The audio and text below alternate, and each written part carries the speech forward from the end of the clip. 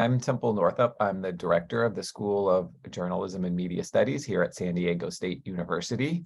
We are hosting this webinar today and thank everybody for joining us live or watching it on YouTube after the fact. I think we've got something really important that we're going to be talking about today. And so I really appreciate everyone who's joining us and then all of our panelists who are taking time out of their day to give you insights. Before we begin, I want to do a land acknowledgement and to recognize that for millennia, the Kumeyaay people have been a part of this land. This land has nourished, healed, protected, and embraced them for many generations in a relationship of balance and harmony. As members of the San Diego State University community, we acknowledge this legacy. We promote this balance and harmony. We find inspiration from this land, the land of the Kumeyaay.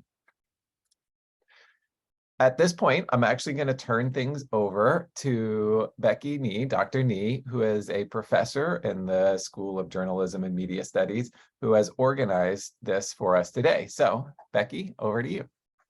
Thank you, Dr. Northup, and thank you everyone for attending this webinar. We hope you'll find it valuable. It's part, as Temple said, of a Civic Collaboration program headed up by Professor Amy Schmitzweiss, our journalism department head, and hosted by the School of Journalism at SDSU in conjunction with Callaware, one of our nonprofit sponsors. Today, we are exploring one of the most critical issues that's facing our country, our state, region, even ourselves and our loved ones: mental health. A recent poll conducted by the Kaiser Foundation and CNN found that 90% of Americans believe that there is a mental health crisis going on right now in the United States. Additionally, a medical task force recommended just in September that doctors start screening all adults under the age of 65 for anxiety. So we know that the pandemic has added to mental health issues, certainly. Today, we're going to be looking at some solutions on both the policy level, state and regional, and then treatment strategies for ourselves and our students. Before I introduce you to our panel, I do want to let you know that if you have a question during the webinar, go ahead and put it in the Q&A window that you see at the bottom of your screen. We probably won't get to those until the discussion portion of our webinar today, but if something strikes you while I'm talking to each panelist, please feel free to put it in that window. So we're very honored today to have two investigative journalists here with us, Jocelyn Weiner and Jennifer Bowman. And also the director of the Counseling and Psychological Services at SDSU, Jennifer Reichard. We also have a graduate teaching assistant who recently went through an outpatient program for some issues she was having, very common issues among our students of stress and anxiety. She's going to tell us exactly what type of treatment they suggested and what has worked for her. So we're hitting this from all sorts of levels: policy issues and personal issues as well. First, I'd like to introduce Jocelyn Weiner. She writes about health and mental health for Cal Matters, which is a nonprofit state news organization. She's based up in Northern California. She's worked in California for a couple of decades, and her work has appeared in The Atlantic, Washington Post, Christian Science Monitor, among other national publications. She graduated from Stanford University, received a Fulbright scholarship to spend a year and a half working with young people who were living on the streets of El Salvador. She also has a master's degree from Columbia and has reported on poverty and homelessness for the Sacramento Bee. So Jocelyn, thank you so much for taking time out of your busy schedule to visit with us today. Thanks for having me. And next up, we have Jennifer Bowman, also an investigative journalist based in San Diego County. She covers Imperial County in the South Bay and recently did a series on conservatorships and mental health issues facing the county. She has worked for daily newspapers in Michigan and North Carolina. She had award-winning coverage in North Carolina that helped lead to criminal convictions against 5 county officials. She also reported on financial fraud at a mental health agency in Michigan. We are happy to say that Jennifer is a graduate of the SDSU School of Journalism, a former student of mine. I knew you would go far, Jennifer, and you certainly have, and it's so great to welcome you back. Thank you for being here today. Happy to be here. Go Aztecs. That's right.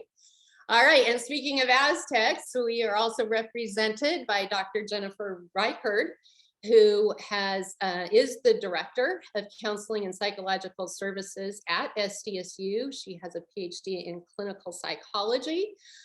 She is also an adjunct faculty at SDSU's American Indian Studies Department and a founding member of the Native American and Indigenous Faculty Staff Association. Dr. Reichard, I have sent so many students to counseling and psychological services. It's nice to put a face to the end of that link. Thank you for taking time and being with us today. Thank you. And finally, we have a graduate student and graduate teaching assistant, some of you may know, in the School of Journalism, Acacia Laliotis, who has just gone through a treatment program that she will talk about and explain a little bit what led her to go through this. And she has volunteered to share her story, which I think can be helpful for so many of us. So Acacia, thank you for taking the time to be here. Thank you for having me. So let's get started. I think when we look at mental health issues, it might be helpful to view it through 2 lenses, and this might be overly simplistic, but those who are seeking help voluntarily and maybe have obstacles to getting such help, and those with serious mental health issues who either are unwilling or lack the resources to obtain help, and the family, friends, law enforcement want to get them help. What are the obstacles for that? So we're going to start with Jocelyn, who has covered this on a state level. You recently wrote a series of reports asking, can California heal its mental health system? I'm not going to ask you yes or no to answer that. I know there's no easy answer for that, but certainly one of the most alarming parts of this series is the way that mental health is impacting children in the state. And some of these statistics are very concerning, something we might not think a lot about. So can you expand a little bit more on this story and why it's such a concern? Sure. So the rates of hospitalization for mental illness or mental health reasons, self-harm, have been going up for a long time for young people in the state. Definitely, I've been writing about it probably for the past decade. But obviously, with the pandemic, things have gotten quite a bit worse. People have sort of described it as throwing gasoline on an already existing fire. And so,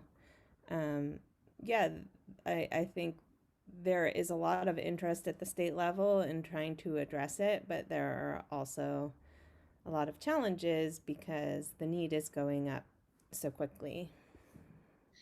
One of the statistics about Black children in particular, and the self-harm, the suicide rates doubled. This was even pre-pandemic, between 2014 and 2020. Is there a reason among that population that we've seen such skyrocketing numbers?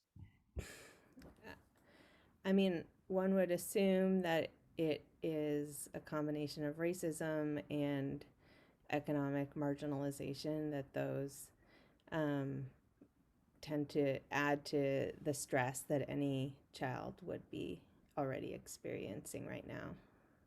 We also know that there is an opioid problem, and especially fentanyl which tends to be it seems to be circulating among younger people. Um, what is the state doing to address these problems with the children in particular? Well, the state has put forth a $4.4 billion investment in kids' mental health, which has been um, very, very lauded by advocates and people who serve kids as sort of unprecedented. And there are all kinds of sort of arms to what that will include, but that they're rolling it out slowly and trying to figure out how to actually get the care into the places where kids are. So that could include schools as well as doctors' offices. And one obstacle from the state's perspective is that it's up to the counties, right, to administer many of these programs. And there's a wide variation in the population of counties and the resources that they have too. Right. Yeah. The California, um, especially with the various realignments, mental health in California is largely delivered at the county level, the public mental health system, and that's meant to offer flexibility, which I think it does, but it also can make it hard to have like an overarching plan for the state, and also variation in funding between different counties is can be significant.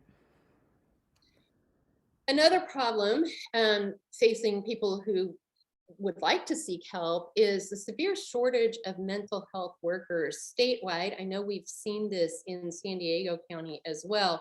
Can you summarize why this is occurring, and has the pandemic worsened the situation? Yeah, I mean, I think it's been years in the making, this issue, and the pandemic has definitely worsened it, because that's what the pandemic seems to have done for most social problems. But yeah, I mean, obviously it added to the increase in need. And then also the same burnout that so many other people have experienced is also leading to burnout among mental health providers. And so, yeah, right now there's sort of a lot of competition for providers, and that can mean that certain places, especially public sector places, can have a hard time recruiting them. We had talked a bit previously about the need for, first of all, a diverse population of providers. Why is that important? Well, I mean, it's important because you want to talk to someone who you feel comfortable with and who understands sort of implicitly some of the things that you might be going through, as well as linguistically. It's obviously you want to be able to communicate in with someone in your first language if possible.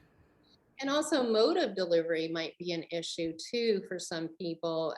Zoom is available, but what obstacles might be facing people as far as actually getting an appointment? Yeah, I mean, I think technology for some people has made it easier to access care, and then for other people, it doesn't really work because maybe they don't have stable internet, or they don't have any internet, or they are in a crowded home where there isn't privacy. Um, and so there's definitely discussion about how do you get mental health care out into the community so that it isn't necessarily that you have to take an hour at 3 o'clock on a work day to go into an office. Have you seen any solutions at the state level bantied about? Anything that they're looking at? Well, I think they're looking at lots of things, including, um, expanding scholarships and educational opportunities to broaden who they can bring in, and then I think the year before last, they passed finally a peer provider bill to allow people who have lived experience with mental illness, to sort of capitalize on that and be peer providers. And then there is talk about like behavioral health coaches and other ways to get people into schools and other places to get them, to get mental health care to where people are, instead of having the people have to come to them. Yeah, and that's definitely going on at the county level too. I know recently the county supervisors have announced programs, more outreach type of programs, and incentives to get people, as you mentioned, scholarships into the mental health industry. And tell us a little bit about the new mental health crisis hotline. I know this is seen as one possible solution. What happens if a person dials 988? So across the country now, if you dial 988, it will connect you to the National Suicide Prevention Hotline, in your area, probably, but it will definitely connect you to some hotline. And so that is true in California as well. There was recently legislation that was signed into law that is going to create a fee on everyone's cell phone line, and that fee is going to sort of help build out the access to this, crisis hotline, and then ideally also is going to start helping to build out the crisis response system. So if you think of crisis as a spectrum, it could be that your need is met when you call 988 and you just need to talk to someone. It could be that you need someone to come out and talk to you in person. It could be that you need someone to bring you somewhere to sort of help stabilize. And so the idea of this is sort of a starting point toward building some of that out. So they will, even though it's a national hotline, they will be able to put you in touch with local resources if they determine that's necessary. Hopefully, eventually. This is pretty new. Yeah, these things do take a while to roll out. Then moving over to the criminal justice system, where whether voluntarily or involuntarily, people are declared incompetent to stand trial, and oftentimes some sort of treatment is ordered. But you write about the situation in California where prisoners are waiting a very long time and sometimes even getting transferred before they receive any type of help. Why is that occurring? Yeah, well, and in the case of this story, I mean, he was not incompetent to stand trial. He was in prison. By being in prison, it means that you've had a trial. But yeah, I mean, obviously, being in the criminal justice system can be very challenging for people who are already experiencing mental illness. It can be sort of its own form of trauma, and it's, there are a number of people I've spoken with who really question how effectively you can deliver mental health treatment, like if you're standing outside of someone's jail cell, for example. So, yeah, I mean, unfortunately, the prisons have sort of become and the jails have become a de facto place for a lot of people with mental illness to land, because they aren't caught and supported earlier, before they get into the criminal justice system. And one possible solution is what's called care court. And of course, when we think of the homelessness problem, we many of us associate that with mental illness and addiction, although by no means is everybody who is homeless fall into that category, especially in places like San Diego, where the cost of housing is just astronomical. How is care court intended, which was recently passed by the state legislature, to help people find housing and treatment? Yeah, I mean, I should say it's a pretty controversial proposal. So not everyone feels like it's gonna be a solution. But for those who are supportive of it, um, the idea is basically that it will be court ordered treatment, but that it will come with housing and services, so that you're not ordering someone into treatment and then not doing anything at the other end to support them. And it's still very early. There's obviously been a lot of enthusiasm about it from the administration and its supporters, but it's still very early to know exactly what it's going to look like in any individual county. And once again, the counties are responsible for administering it. And so that could present a number of challenges. I know 7 counties are supposed to roll it out first, San Diego County among them, but you're saying this could take a couple of years? Those 7 counties are supposed to roll it out by next October 1st, and then the rest of the counties the following year. And attached to this are resources for actually finding people shelter at the county level? Well, there's a lot of money that's being put forward for housing. I think there are concerns about whether it's going to be enough given how massive the need is. And the administration, I think, has basically called to prioritize this population, but that can be also complicated for the counties because they do also have mandates to serve other people who have Medicaid. Okay, well, yeah, it very complex. Thank you for your reporting and for your insight there. Moving on to Jennifer Bowman with iNewsSource, you decided to tackle this idea of mental health conservatorships, which I'll have you explain in a minute. That is an attempt to get people who maybe involuntarily are not seeking help, get them help. How did this project with iNewsSource come about?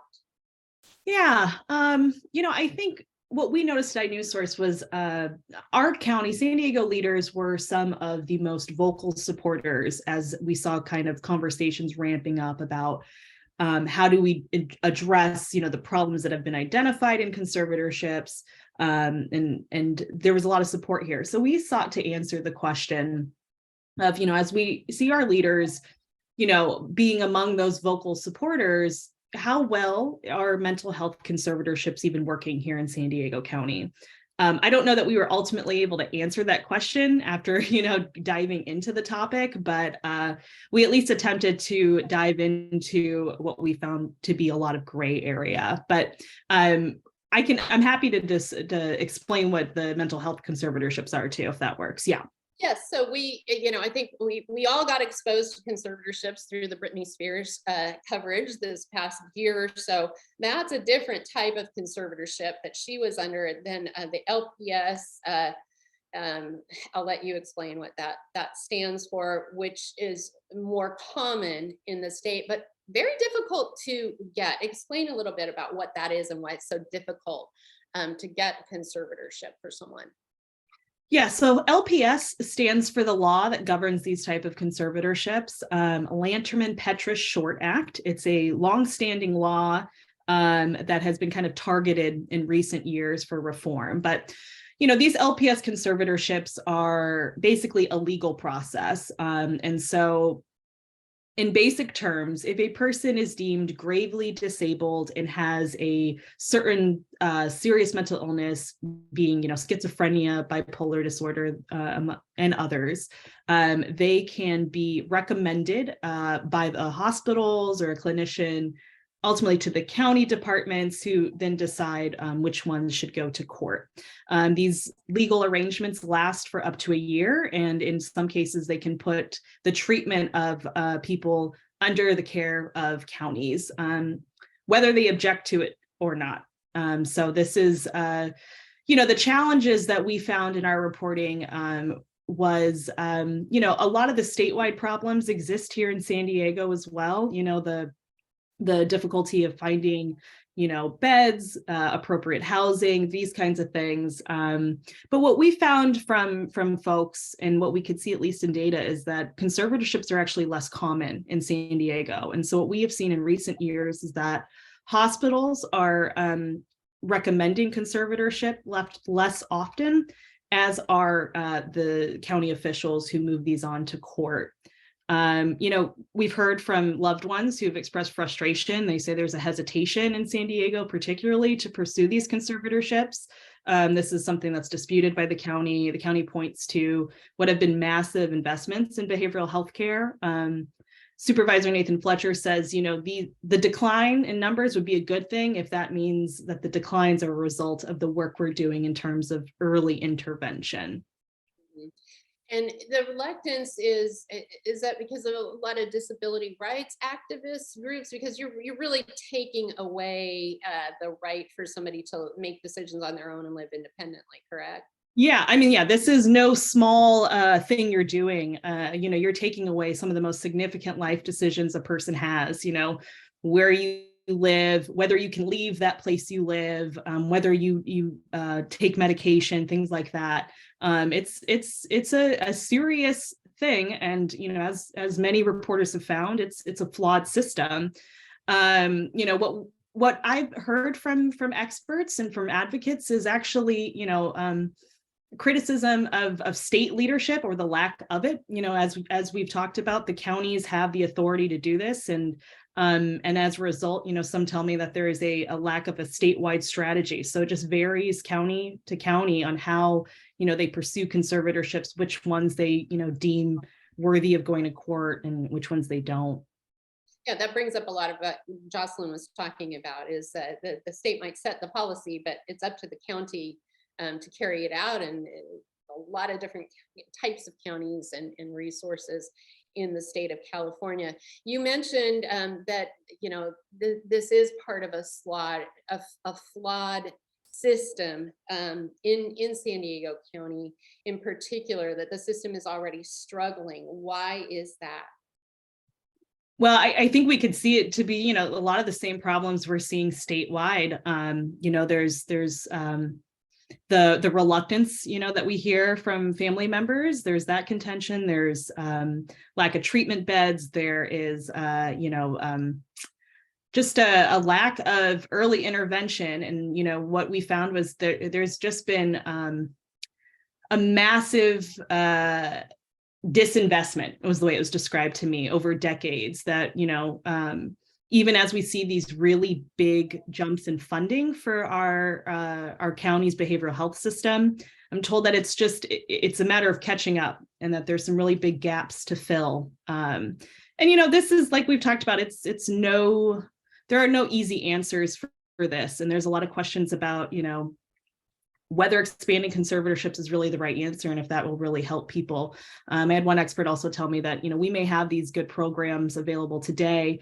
Had they been available for people maybe 20 years ago, there might be some people whose mental illness did not go untreated and might not be in such a severe situation that they may be in right now. And as Jocelyn and I discussed, the idea of care court is it incorrect to say make getting a conservatorship somewhat easier?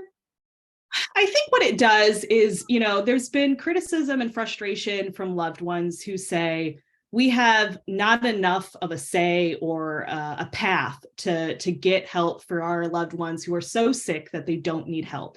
The system works as that a clinician has to make the decision to apply for conservatorship. That's not something that someone's mother or, loved one can do. So it's already taken away from there. And then you move to the county. And so they're frustrated about, the absence of them in the decision-making process. Care court gives them an opportunity to refer someone to court. Whether that is going to make it easier to put someone in conservatorship, I think remains to be seen. I know that care court has been touted as an option that's not supposed to be, the answer to the problems we have with conservatorships. But if you flunk out of this care court program, so to speak, you could be referred for conservatorship. So it's supported by family members who say, we need a spot to be able to have a say in the decision. But of course, it kind of brings you right back to the existing problems that we have now, if that's where you end up, if you're a care court participant. You did something, maybe step out of your comfort zone a little bit through this series. You wrote about your own personal situation with your stepbrother. You want to tell us a little bit about your story? Sure. Yeah, I would fully agree with you. Definitely out of my comfort zone. But this has kind of been my personal guiding light in doing this reporting. I spent many months talking to lots and lots of people, and I, with the help of a fellowship from the USC Center for Health Journalism, we were able to do this project, and we really focused on the human experience of loved ones who are trying to get help. And the reason I did that is because I have a stepbrother who I haven't spoken to since 2019 and does not accept a schizophrenia diagnosis. He is currently, as we know it, unhoused here in San Diego. And I have seen the struggles of my 75-year-old dad work with this. We've gone through the process of law enforcement, talking to mental health officials, all the heartbreak that you can imagine. And I think that was something that, if you're not closely following the conversations about involuntary mental health treatment, you may be missing that there are some real struggles that people are going through. Not only the folks who would be subjected to involuntary treatment, but there's this section, I guess, of family members who have some really heartbreaking stories and unfortunately no end in sight. And we really focused on trying to make that the focus of our reporting. And that all kind of came back from my own experience. So I think you'll see there, I do not name my stepbrother, as we don't name some of folks and their loved ones in our, and I think that really just ties back to my own personal experience with that. And you shared with me that you're an expert now in conservatorships. You've reported on them so much, but you don't even know that would be beneficial in your stepbrother's case. No, I have no firm answer on that. Unfortunately, you hear real frustrations and from parents who are, trying everything, and they've gotten maybe this close to a conservatorship, or their loved one has gone through a conservatorship and it did not turn out the way they had hoped. So this is a system that is just rife with problems that have gone unaddressed for a really long time. And I heard a lot of frustration from advocates who say, well, now we only care because it's somehow, a solution to homelessness, which is kind of how it's been presented in recent months, maybe years. And maybe I'm putting a short timeline on that. But I walked out of my reporting after months of speaking with, over 40 people, at the same time dealing with, my stepbrother going through a court process. And my dad has some really sad quotes in there where he basically just says, he doesn't have to come back to me. I just want him to live a full life, but he doesn't have a ton of hope, and I heard that from a lot of family members. And I don't think my reporting shows that conservatorships would really help that so clearly. A lot of times it's cyclical too, or so it seems, because people can be doing better. Maybe they're getting medication or they're not, and so then you take them to court and maybe they're not exhibiting the kinds of behaviors that what you're used to seeing. So it is definitely such a challenging issue. And thank you for sharing your own story and for your reporting on this. I also want to say, probably stating the obvious, but what I haven't mentioned is that, these are often, involuntary treatment can be a very traumatizing experience for the people who go through it. And these are not necessarily always cozy places where you feel comfortable, and sometimes you're removed from a situation so abruptly. And unfortunately, what was missing in my reporting that I would have loved to expand on are the voices of the people who are experiencing this firsthand. And I know there's obvious struggles to including folks in our reporting, but it's such an important part of this story that I think goes, not heard enough as we kind of delve into this issue. So definitely, and we might talk more about that in a bit. But I do want to switch gears to maybe a more optimistic outlook with Dr. Reichard from SDSU, Director of Counseling and Psychological Services. As I said, I send so many students to counseling and psychological services. As a faculty member, I never know, whether they follow through or not. But what are the most common types of issues that students present when they do contact you?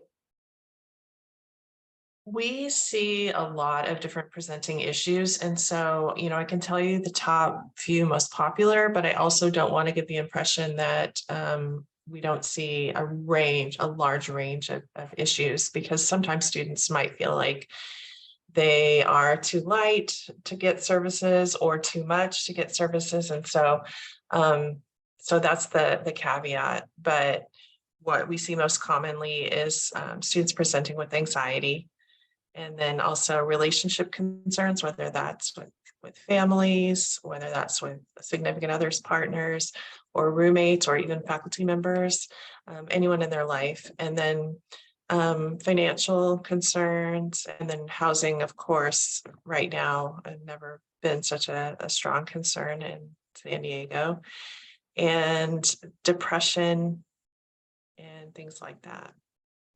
And walk us through the process. So somebody calls, and there's a number to call, and they say, I think, I'm having an issue. I think I need help. What then happens? So when they call to start the process with our office, they are able to talk to a therapist on the phone rather than just a scheduler or something. They talk with a therapist about their specific concerns, and then they get recommendations right then and there. So depending on all the specific factors of their situations, we might recommend 2 or 3 different things. And again, like I said, those would be very personalized to the situation. And then we would go from there. And so is it typically Zoom sessions with therapists now? We definitely have virtual telehealth sessions offered, but it's a mix. It depends. A few things were mentioned at the beginning about lack of privacy, and we definitely see that in student housing. Sometimes students just don't have a private space. And other times, if they're living far from campus, it could save them some gas money to have to come in to campus, and they could have a virtual session. So both are available. Have you seen the demand increase or the types of issues increase as a result of the pandemic and the shutdowns? Yeah, so what is happening nationally with college students anyway is we're seeing an uptick in social anxiety. And a lot of students are able to talk about that social anxiety that they're feeling. And we also saw a bit of an upturn in concerns about eating behaviors, either restricting, overeating, obsessive worry about eating, etc. So if you think about time spent only in your home, you can probably imagine how that would make sense, that it's gone up a bit.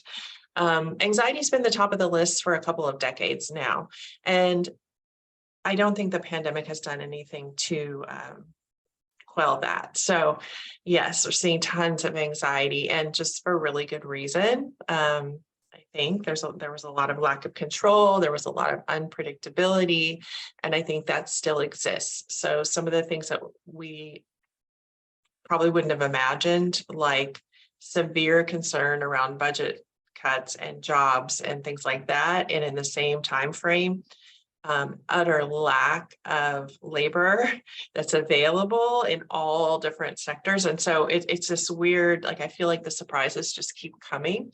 And so we continue on this feeling hyper alert, wondering what if the other shoe is going to drop, and at the same time trying to get the very most out of our lives that we can in case something does happen.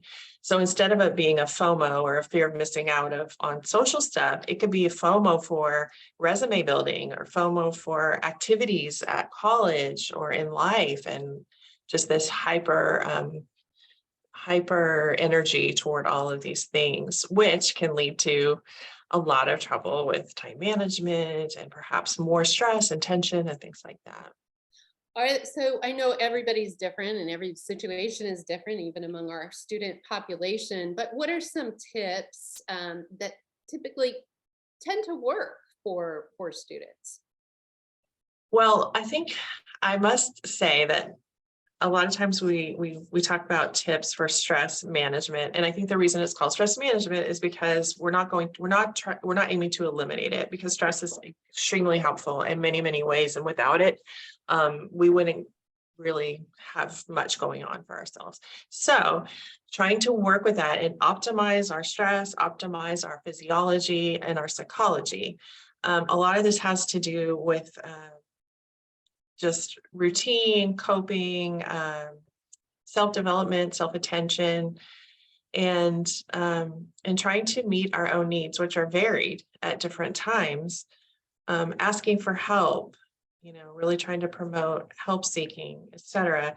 And, if we talk about suicide attempts or suicide risk or hospitalizations increase and all those things, I can only assume that people lacked their regular routine ways of coping during the stay-at-home orders, and things became crises more often than they would have. And so here at our department, we're really lucky to be able to work on the whole continuum. So very early prevention, proactive, and then treatment, assessment, referral, and then on the other end, crisis intervention.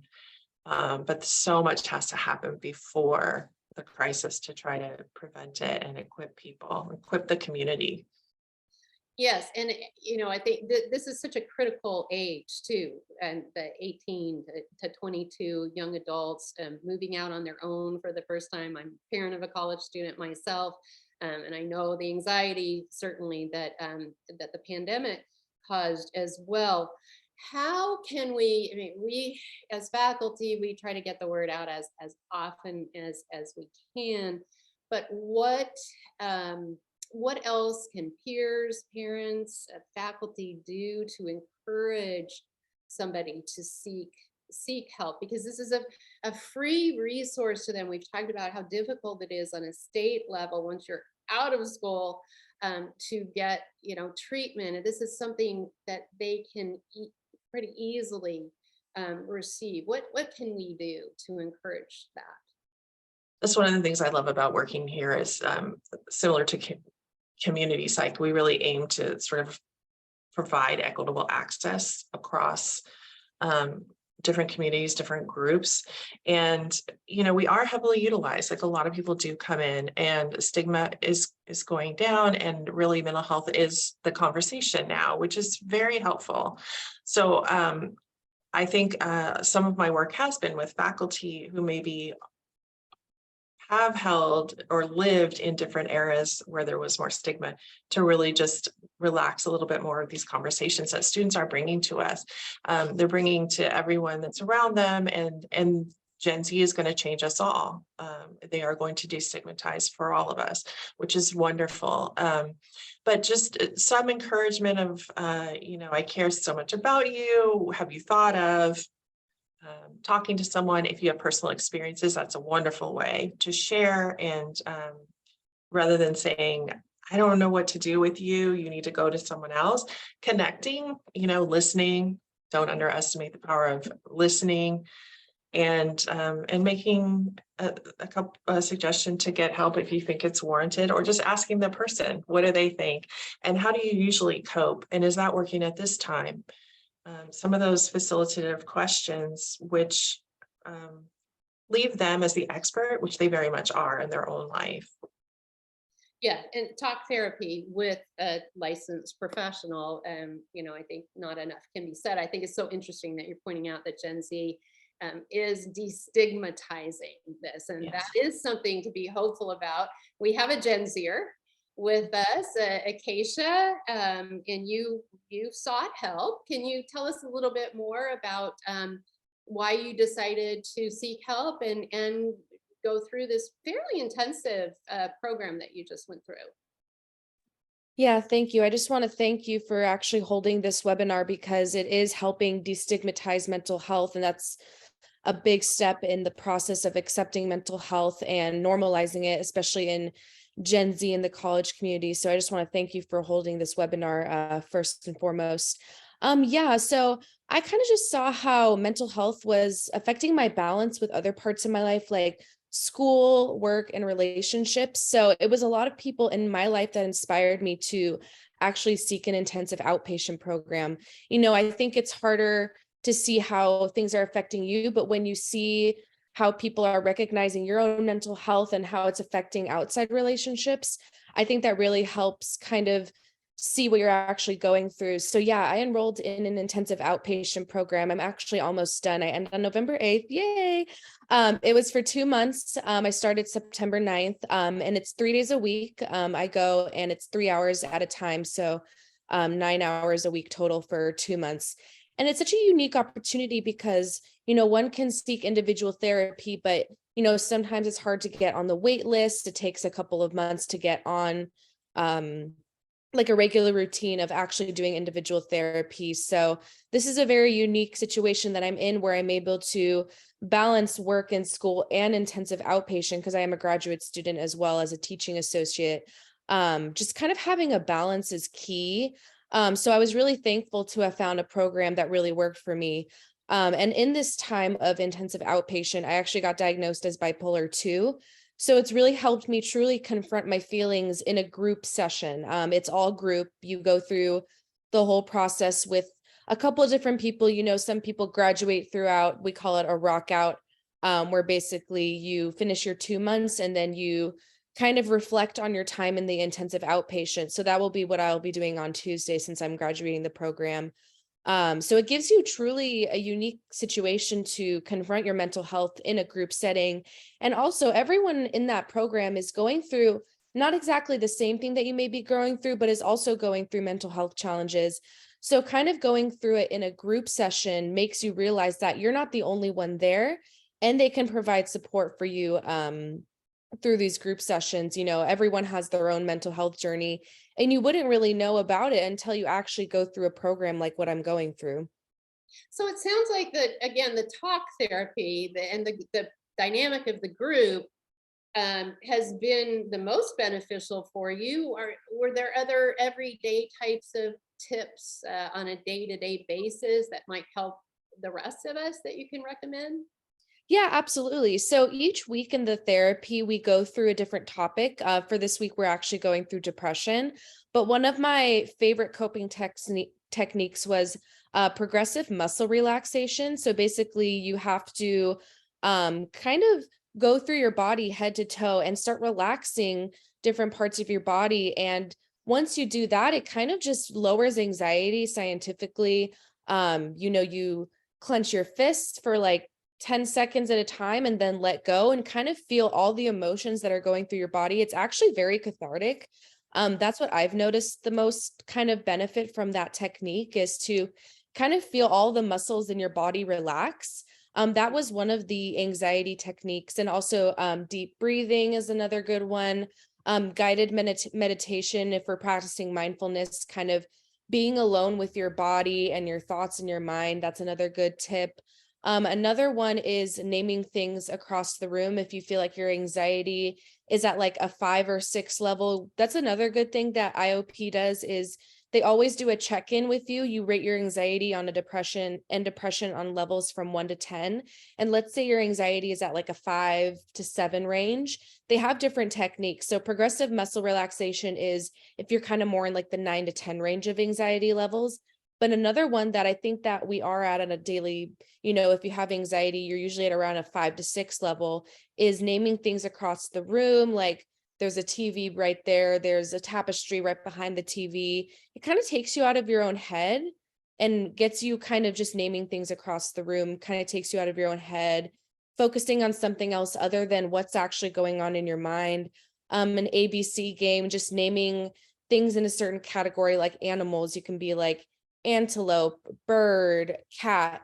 Kind of getting out of your own head is the main technique that I would use for my anxiety, specifically because I struggle with anxiety the most, especially being a student and also a graduate teaching associate. There's just a lot of things that are going on in my daily life. And sometimes just getting out of my head and getting to name things across the room really helps. Yeah, I have heard of that technique. Dr. Reichert, I want to, and thank you, Acacia, for sharing your story. You said cat, and my cat has left up here now, so you might get to see the cat. Dr. Reichert, when would a student know that they need to make a call? What would be some of the signs?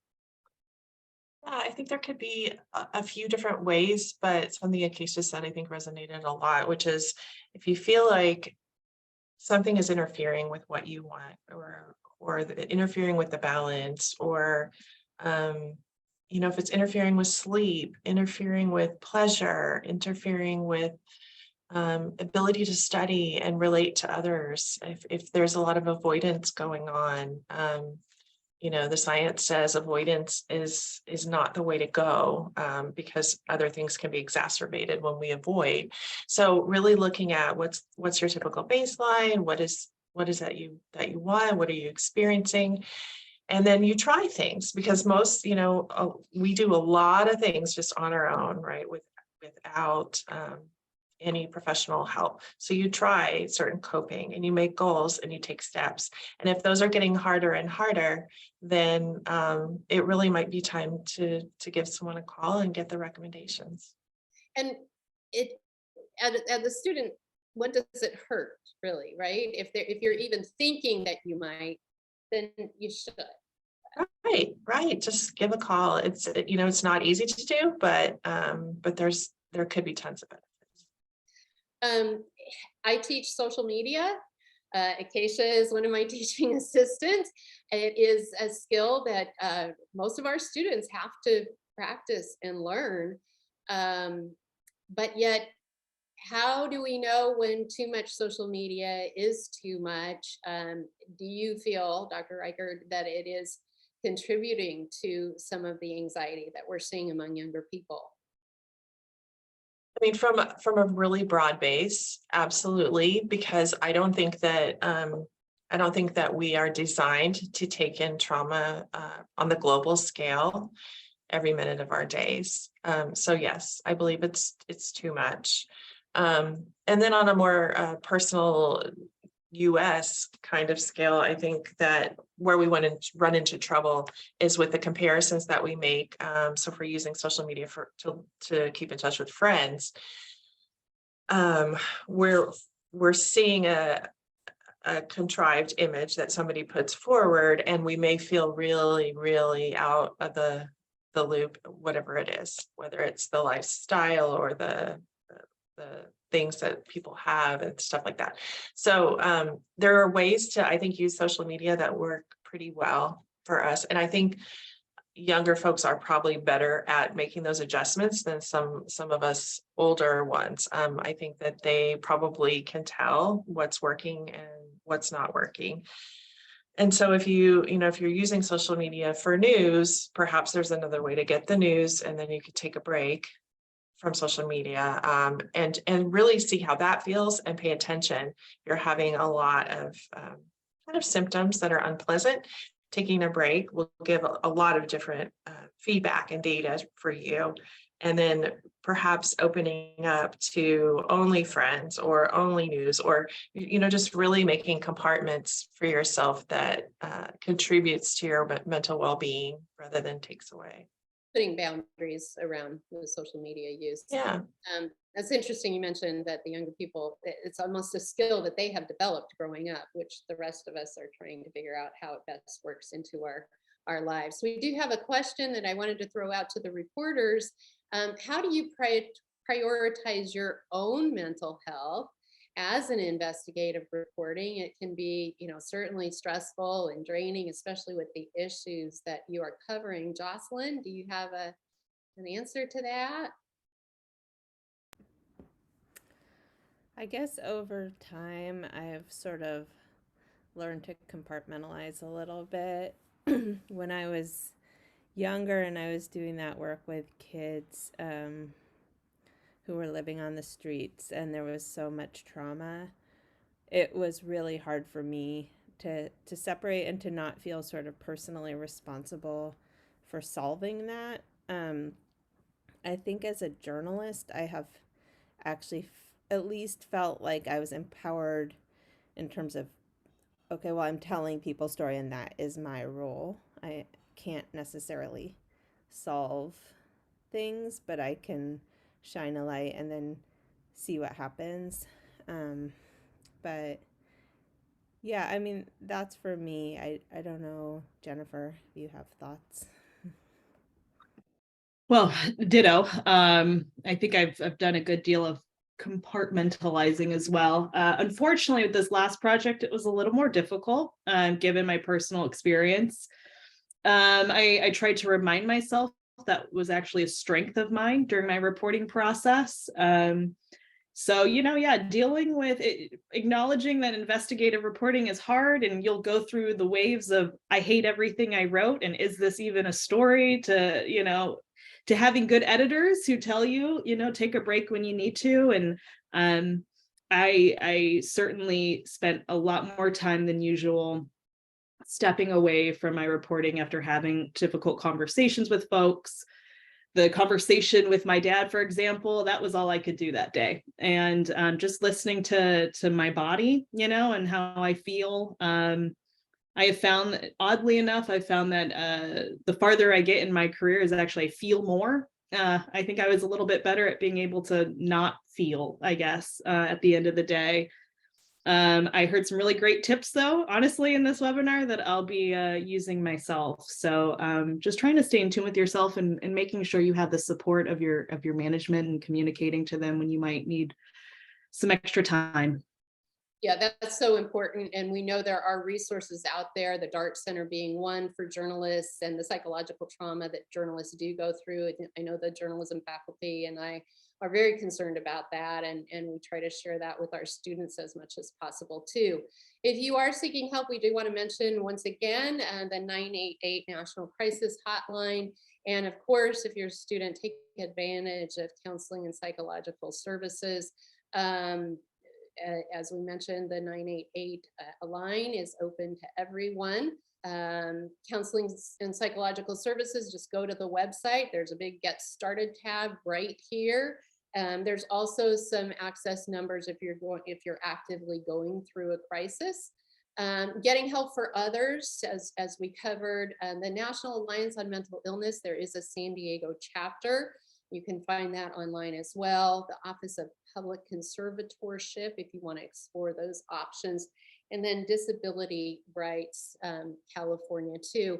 I want to thank you all so much. We covered a lot of area here around such a complex topic. Thank you to those in attendance. And Temple, Dr. Northup, I'll turn it back to you to wrap things up. Yeah, well, thank you so much. Thank you, everybody, for joining us today. And just in case maybe you didn't actually even know this, Dr. Nee, for all the faculty and students, if you are at SDSU, we all have a card. On the back of that card, there are numbers to crisis hotlines. So if you can't think about, I can't remember the number, just take out your red ID and it's there for you.